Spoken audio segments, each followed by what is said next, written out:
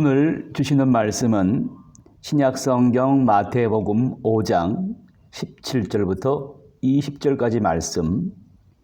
너희는 세상의 소금과 빛이 되라는 이 말씀을 통해 크신 은혜 나누고자 합니다. 본문은 그 유명한 산상수훈에 나오는 말씀입니다. 그리스도인이 누군가 그 정체성을 이야기할 때 우리 생활 속에서는 없어서는 안 될 소금과 빛을 상징적으로 보여주면서 이렇게 교훈하고 있습니다.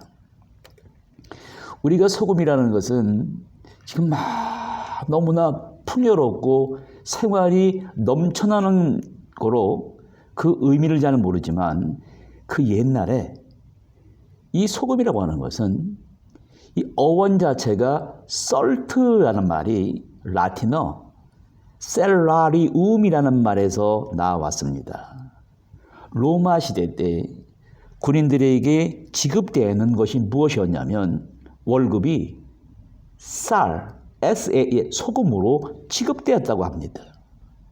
또 프랑스로 넘어가서 살레르라는 말이 나왔는데 여기서 바로 샐러리, 봉급이란 말이 나오게 됐습니다. 그만큼 소금이라고 하는 것은 월급의 의미를 가지는 굉장히 중요한 것으로서 주님이 말씀하시는 우리는 세상 속에 소금과 빛이 되라는 그 의미가 무엇일까요? 먼저 소금은 우리가 알지 못하지만 무의식적으로 반찬에 소금을 넣어서 먹지만 소금의 역할은 깊이 녹아지면서 스며드는 것입니다.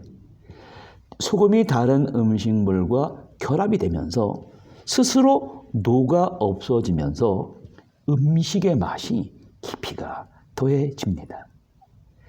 주님이 바로 우리가 소금과 같이 다른 물질, 다른 사람 속으로, 다른 공동체 속으로 들어가서 스스로 녹아지고 세상 속으로 스며들라는 것입니다. 구체적으로 이 말의 뜻은 내가 다른 사람과 관계를 맺을 때 내가 교만한 게 아니에요.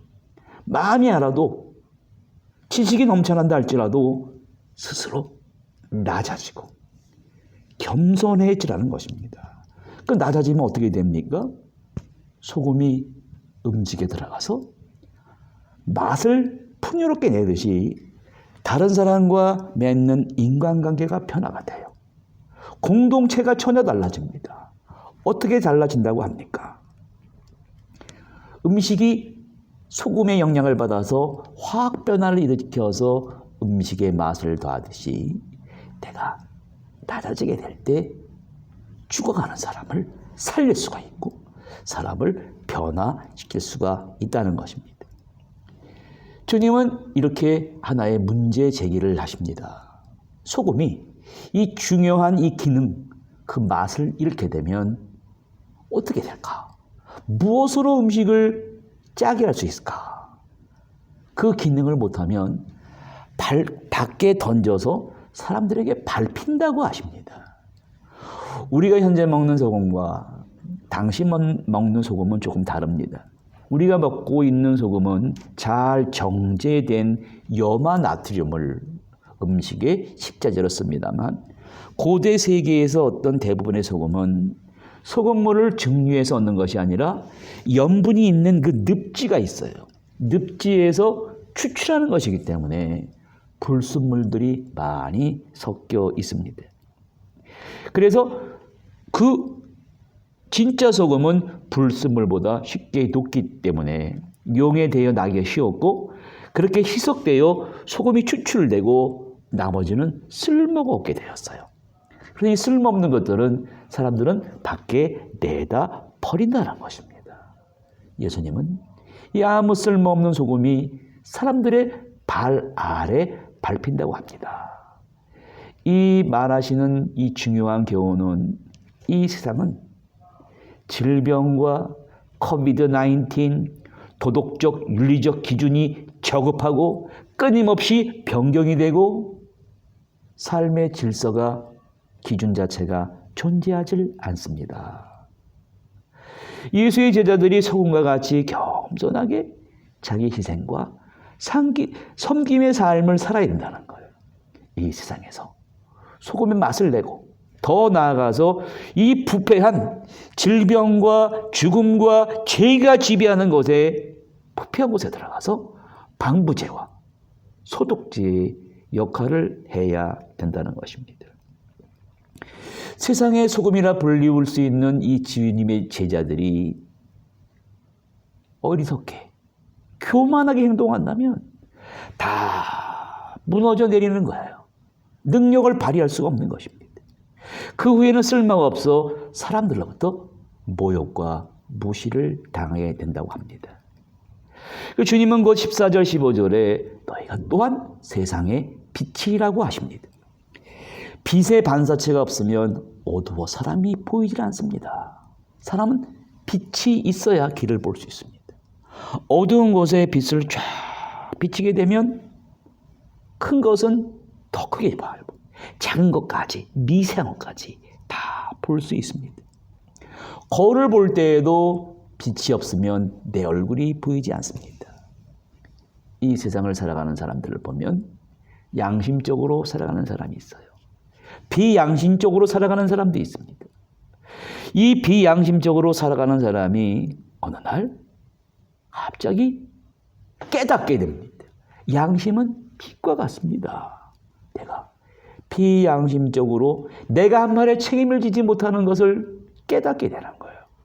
바로 빛이 우리 양심에 비추어질 때 내가 도덕적 질서가 무너져 내리고 추하고 더러운 것을 알게 됩니다. 그럼 이 빛이라고 하는 것은 심판의 역할을 하고 있는 거예요. 주님께서 내가 이 세상에 있는 동안에 세상의 빛이라. 유대인의 이 격언인 잠언에 보면 예루살렘을 이렇게 지칭합니다. 예루살렘은 이방인의 빛이다. 이사야 42장 6절 7절에 나 여호와가 너를 의로 불렀은즉 내가 너의 손을 잡아 너를 보호하며 너를 세워 백성의 언약과 이방의 빛이 되게 하리라. 눈먼 자들의 눈을 밝히며 갇힌 자를 감옥에서 끌어내며 흑암에 앉은 자를 감옥에서 나오게 하리라. 이스라엘 사람들은 예루살렘 성이 우주의 이 세계의 진리의 본산이요 빛이라고 부릅니다. 이런 자부심이 있어요. 그래서 이스라엘 사람들은 집을 지을 때 창문을 낼 때 예루살렘 성전이 있는 쪽을 향하여 창문을 냅니다. 지금 눈앞에 예루살렘 성이 보이는 것은 아니지만 이스라엘 사람들이 살고 있는 집은 한 창문을 통해 이방인인 빛인 예루살렘 성전을 향해 기도하는 거예요. 그렇게 되면 하나님이 임재하시고 이방을 향해 비추는 빛이 오늘 나의 창문을 통해 비치게 된다는 것입니다. 특별히 잠언 20장 27절에 보면 사람의 영혼은 여호와의 등불이라. 사람의 깊은 속을 살핀다고 하십니다. 이 말씀을 예수님께서 마태복음 6장 22절 23절에 이렇게 재해석해 주십니다. 사람의 눈은 몸의 등불이니 그러므로 너의 눈이 성하면 온 몸이 밝을 것이요 눈이 나쁘면 온 몸이 어두울 것이니 그러므로 너에게 있는 빛이 어두우면 그 어둠이 얼마나 더하겠느냐. 이 말은 사람의 눈이 보는 바와 같이 육체의 눈과 마음의 보는 눈은 일치합니다. 만약 사람의 이 육체의 눈이 세상 것에만, 돈에만, 재물에만 심취한다면 그 마음은 타락의 늪으로 빠져 들어갈 것입니다. 온몸으로 상징되는 그의 인격과 영혼은 아무것도 분간치 못하는 흑암 상태에 놓이게 된다는 거예요. 반면에 우리의 눈이 신령한 하늘의 것을 바란다면 그 마음은 신령한 것으로 가득 채워진다는 것입니다. 우리가 삼손의 이야기를 잘 알고 있습니다. 하나님이 엄청난 힘과 권력을 주셨습니다. 그런데 앞을 볼 수 있는 눈이 기능을 발휘하지 못했어요. 온몸의 상태가 결과적으로 어둠과 죄와 악으로 점점 빠져들어갑니다. 눈에 하나님의 영의 빛이 비춰지지 않자 어떻게 됐습니까? 삼손은 두 눈을 잃어버렸어요. 두 눈을 뽑히고 말았습니다. 겉으로 권력과 나귀 턱뼈로 1000명을 물리치는 힘이 있다 해도 그 사람의 빛이 없으면 그 힘과 권력과 돈은 아무 소용이 없습니다. 빛이 있을 때만 그 사람의 힘이 바른 힘이 되는 것이고 그 돈과 재물이 바로 쓰여지게 되는 거예요. 그럼 우리가 이 세상을 살아갈 때 빛으로 살지 못하면 무슨 결과입니까? 두 눈을 잃어버리는 거예요. 두 눈을 뽑혀 빛을 잃어버리게 되는 것과 같다는 말씀입니다. 빛으로서 살아가게 되면 반드시 그 존재 자체가 드러납니다. 예수를 믿고 실수하기도 합니다. 소문이 나서 억울해하기도 합니다. 그러면서 믿음이 약한 사람은 나보다 죄 많이 짓는 사람이 더 잘 살고 나는 이렇게 못 산다 절망해합니다. 그 이유가 뭘까요? 어두운 데 있는 사람들은 몰라요. 빛으로 사는 사람이기 때문에 하얀 점이 어두운 조그만 점을 찍으면 금방 알 수 있습니다. 그런데 온통 새카맣고 온통 캄캄한데 까만 점을 하나 찍으면 드러나질 않습니다. 빛은 아무리 숨기려 해도 드러납니다. 그리스도인들은 반드시 노출됩니다. 노출되면서 사는 사람이 바로 그리스도인입니다. 무엇을 본다라고 하는 것은 두 가지 요소가 있습니다. 내가 눈을 떠야 합니다. 눈을 떴는데 빛이 꺼지면 볼 수 없습니다. 빛이 있어서 그 빛을 반사해야 내 눈이 올바른 역할을 합니다. 바다에 등대가 있습니다. 등대는 어두운 바다를 비치면서 배들의 밤길을 인도합니다. 잘못된 길에 들어서는 것을 바로 알려줍니다. 이처럼 빛은 사람들의 길을 인도하고 힘과 용기를 줍니다. 어두운 데서는 아무것도 모릅니다. 지식과 재주와 힘이 있다 하더라도 빛이 꺼진 자의 지식과 힘과 지혜는 소용이 없습니다. 하나님이 원하시는 우리가 세상에서 맛을 내고 부패한 세상을 방지하는 소금으로 어둠을 밝히며 살아가야 되는데 그 이유와 최종적인 목적은 무엇이라고 하십니까? 성과 빛을 행하게 선행으로 하나님께 영광 돌리는 것입니다. 동시에 어두운 곳의 부패함과 상대방의 약함을 알게 하라고 하십니다. 진실한 사람 하나를 보게 되면 어둠이 다 노출되게 되어 있습니다. 예수님이 십자가에 돌아가셨습니다. 그 원인이 평생을 빛으로 사신 이유였습니다. 예수님의 사랑과 선행이 말씀의 빛이 서기관과 제사장들의 어두운 마음에 비치니까 저들의 캄캄한 어두움이 다 드러났습니다. 견딜 수가 없는 거예요. 사는 방법은 오직 한 가지입니다. 회개하면 됩니다. 그런데 자신들의 거짓됨이 드러나자 어떻게 했습니까? 예수님을 죽이려고 합니다.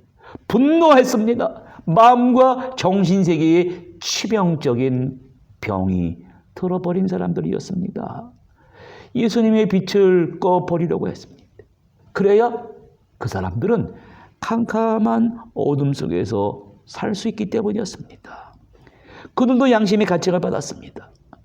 예수님의 말과 행동이 심판이 되었습니다. 회개하면 살 수 있는데 회개하지 않았습니다. 진리가 비진리를 심판하는 순간이었습니다. 빛이 어둠을 심판하는 순간이었습니다. 예수님은 그러한 빛을 비추라.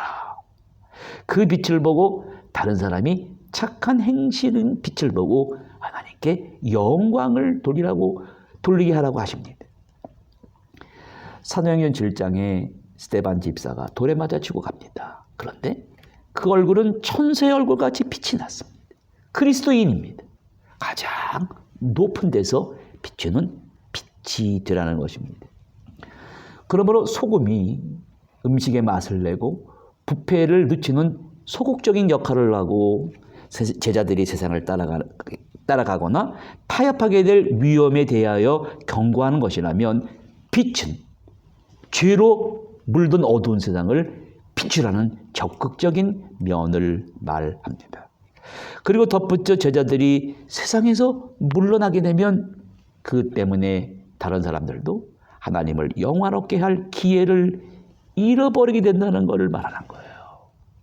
그래서 본헤퍼라고 하는 이 신학자의 목사님은 그 독일 나치 치하에서 순교했습니다만 뭐라고 하셨습니까? 보이지 않는 것으로 도피하는 것은 거룩한 부르심에 대한 거부이다. 보이지 않게 숨으려는 예수의 공동체는 예수를 따르는 것이 아니다. 주님의 제자들이 소금과 빛으로 사명을 감당할 때 그 당시 로마 제국은 어땠습니까?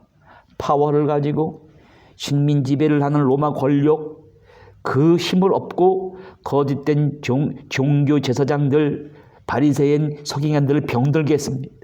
그들은 마음과 정신에 특히 영혼에 병든 사람이었습니다. 앞을 볼 수 있는 빛이 차단되었고 이성과 양심이 부패한 사람들이었습니다. 정신과 전문의들이 하는 일 중에 하나가 이러합니다. 왜 무엇이 사람을 저렇게 마음과 정신세계를 병들게 하는가? 정신이 점점 깊게 병들게 되면 환자들에게 이상한 현상이 나타나요. 피해망상이라는 현상이 나타납니다.